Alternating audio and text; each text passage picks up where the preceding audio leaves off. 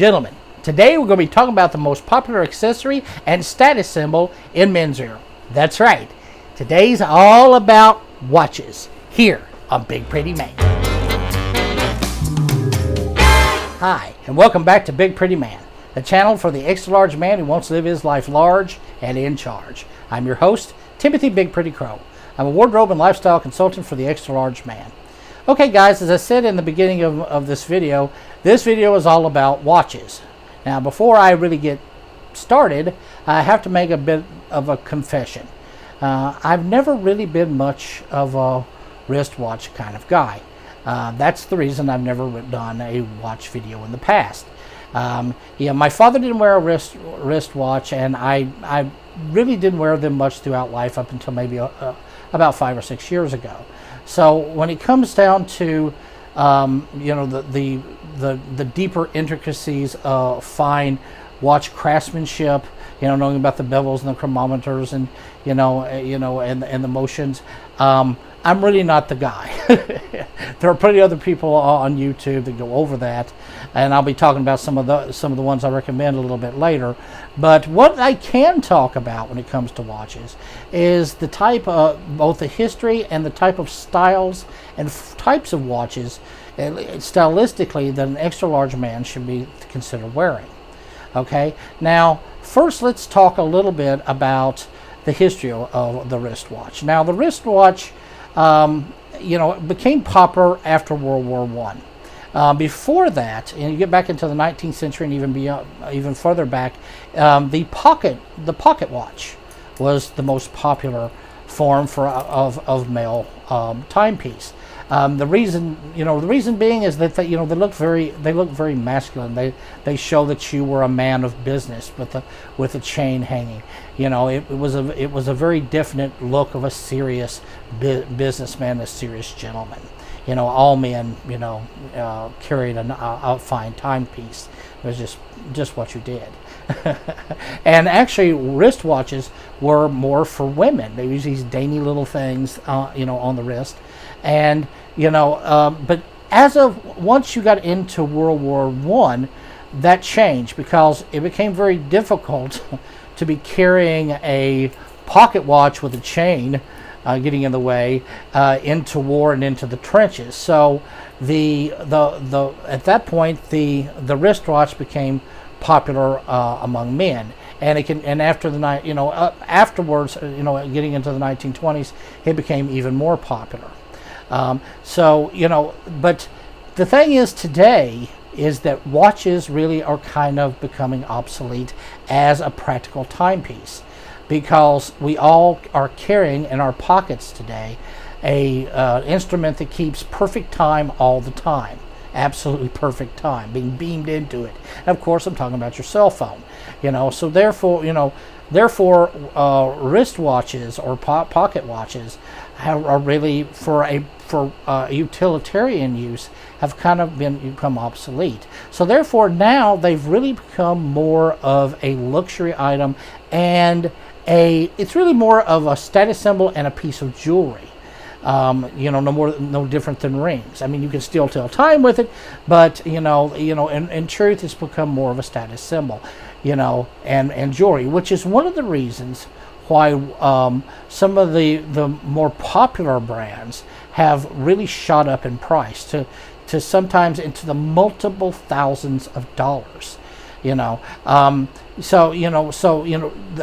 because watches now are become a status symbol. Very few items that you wear can really express both your economic and your social status in society. In fact, the watch really has kind of become the number one, maybe outside of even beyond the tailored suit, because you can wear a luxury watch at any given time. And of course, this brings us to the most popular and luxury brand of watch in the world, and that would of course be Rolex. Rolex was actually started in 1905 in London by two gentlemen.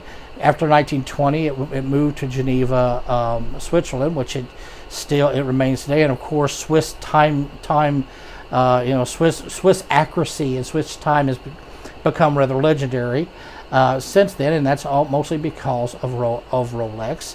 And Rolex, of course, it is a company that has become just a giant, the Leviathan in the watch world. It is the standard in the watch world now, and they're often difficult to get.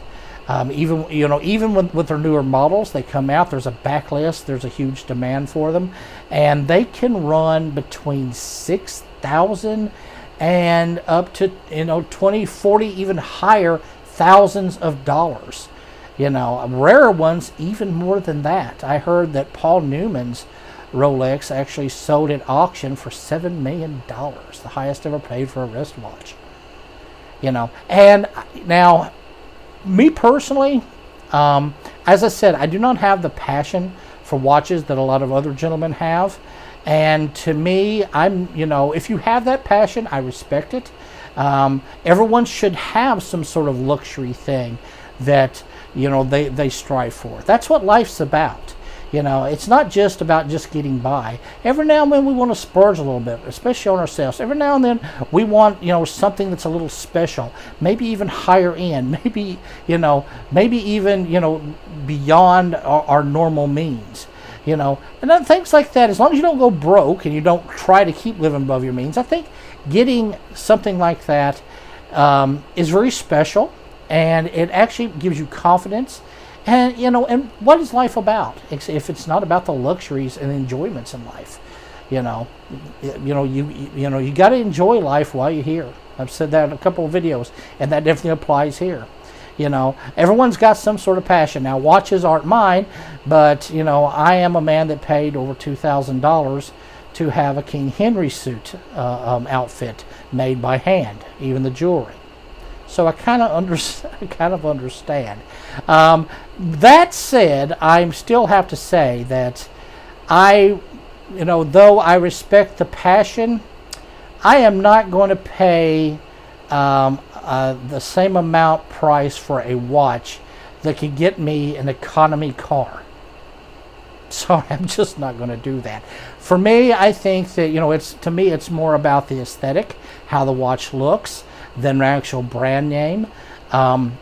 So I look at more affordable watches, and being as I usually speak to my followers here on Big Pretty Man, from the affordable budget type of man, budget for a man that has to live, that can't live in that higher level, then I'm going to talk more about affordable watches that still look nice and still function very well.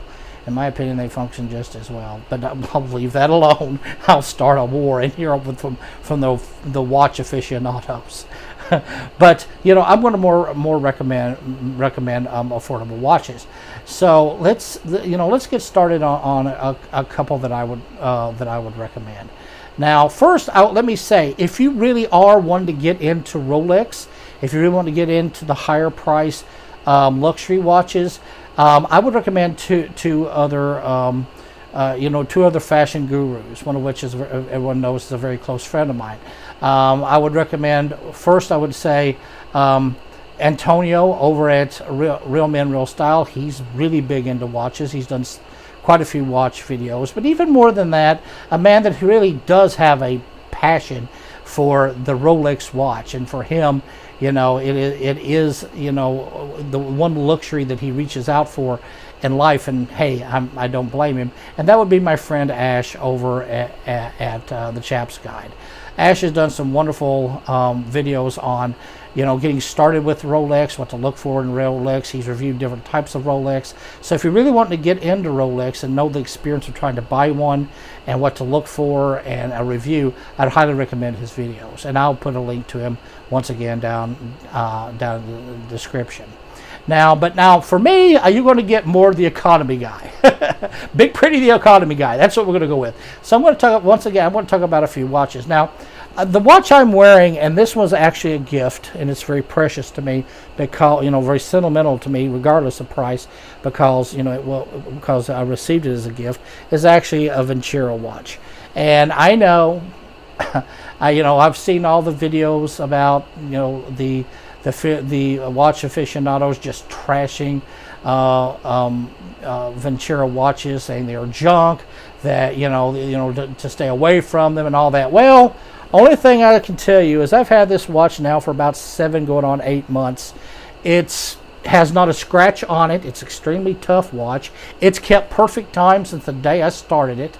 It's very comfortable. I think it looks very nice. I think it's a very lovely watch. Give you a little better look. I like the blue face. So for me, and maybe it doesn't stand up to the Rolex standard by a long shot. But and yes, it is made in China, which a lot of the cheaper watches are. But to me, it's done its job. It's worked for me. So and I do recommend Vincero watches. I think that they look very nice. I think that they look very stylish. And I like their size, and we're going to go into that later. So I have no problem with them. I do recommend them. So there. Now, but another brand that I would really recommend, if you're wanting to kind of get the Rolex look without that, exorbitant Rolex price, is Pagani Designs. Yes, it is a Chinese company. However, they make some very nice homage pieces, watches. They're similar to they're a homage to the Rolex, and I think that they're actually very nice watches. And actually, in reviews I've seen, they run very well, they work very well, and they look great. And they are like 1% of what you get for a Rolex, which we'll be going into. In fact, there are, just to give you an example, if you go with the famous Rolex Daytona, the Daytona model, that runs around, can run up to around $12,000 for that Rolex. But if you go with the Homage version from Pagani, which to me looks just like it or close enough that people wouldn't even know without getting real inspection, you can get that one for about $149. And from what I understand in all reviews, it runs very well. It looks very well. So, yeah. So, and now another one, the Rolex Submariner. Another very popular Rolex watch, one that's very hard to find now. And for that one, you could be looking up to $15,000. Somewhere between $10,000 to $15,000. If you're going on the secondary market for them. You can get the Pagani Submariner Homage version, $109. And once again, it's a beautiful watch, and will pretty much serve the purpose. Lastly, I would talk about the Rolex, the much sought after Rolex GMT 2, the Pepsi. That one runs $15,000 to $20,000 or more. It's become a high in demand and low in supply watch. But the Pagani 1662 GMT Pepsi, about $112, and apparently it looks just like it, and it runs very well. So, if I can get a watch that looks like, at least in passing, as a quality of a Rolex, for a extremely small fraction of the exorbitant price of a Rolex, then I'm going to go with Pagani. I'm going to save that money. That can go to some of my other luxuries. I'll probably end up buying, another passion of mine is buying autographed books, and I've probably quite a few for some. So, I'll wear the Pagani and go buy have medieval outfits made, and buy signed books. Fuel my passion while still having a nice watch. Now that being said, the type of style of watch I would recommend for extra large men is like I was said with all other accessories. Extra large men, and it's kind of the same with hats. Extra large men, we need to have extra large accessories. Why? Because if you're wearing smaller accessories, it's going to make you even look more huge. So therefore, you want bigger than life accessories. whether it be your pocket square, whether it be your hat, and of course a larger hat looks better on a man, a big man. Than a small hat make his head look like a bucket. So same thing with watches. And right now the larger watches are really coming into style, and even though they come even larger than this one. And I don't know how long this trend will last with watches, but I like it. And for an extra large man, it's better to have a nice large watch than to have a smaller watch. Now, and also it looks better on a big man's wrist, because you have this little dainty watch on and you're a big guy. It's going to, think about it, you're going to look like a giant wearing a child's watch. You want to wear a big boy watch. Big Pretty wears a big boy, a big man watch, and you should do the same as well. So when you're looking for these type of watches, now Vincero runs around about $200. So it and Pagani are in the same league. But there are other watch brands out there that you can look for, that are in that same price range, and they look pretty good. Look at the reviews, see how well they hold up. Make sure, the biggest thing is that they run properly, that they work, that they are not junk.